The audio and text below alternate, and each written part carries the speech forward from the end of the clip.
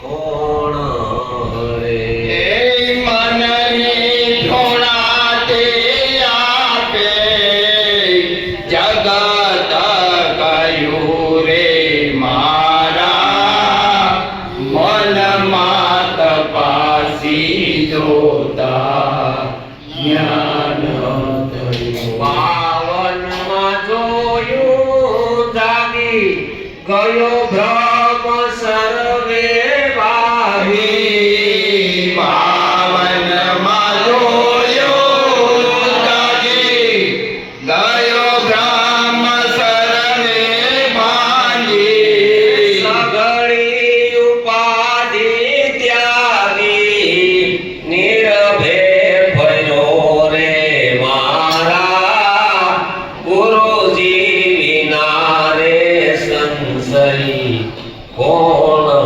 હરે સગળી ઉપાધિ ત્યાગી નિર્ભય થયો રે મારા મનમાં તપાસી જોતા જ્ઞાન થયું.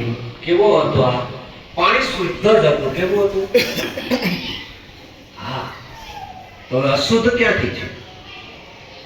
સંતોએ શું કર્યું આની અંદર? તમારે કોઈ રિપેરિંગ કરવા વાળો આવે કે શું કરે? બધું વાયરિંગ કરે, ફોલ્ટ ગોતી લે. અહીંથી પાણી અશુદ્ધ, શુદ્ધ સચ્ચિદાનંદ હતો એકાત્મા. આ મનની સ્ફુરણાથી આપે જગત કરી. તો આ મન આવ્યું ક્યાંથી? પ્રશ્ન તો થાય જ ને. હરે બાપુ, હરે બાપુ, હું હરે બાપુ? પ્રશ્ન થાય કે આ મન આવ્યું ક્યાંથી? મન હતું તો નહીં. શુદ્ધ સચ્ચિદાનંદ હતો એકાત્મા. મનની સ્ફુરણાથી આપે. આ મનની સ્ફુરણાથી તમે જગત કીધું, બાકી જગત ક્યાં? હા, સચ્ચિદાનંદ સ્વરૂપ છો. કેવા છો? જ્યારે એને થયું ત્યારે પાણી અશુદ્ધ થયું. કેવું થયું? ઓલાને ખબર પડી અહીંથી અશુદ્ધ. પછી સુરત એ ન હોય, કાંઈ હોય, જે હોય ત્યાંથી અશુદ્ધ થઈ ગયું બધું. એટલે ગંગા, એટલે કીધું નામ કે રૂપ તળી કલ્પના કોઈ દી મારામાં ન થાય.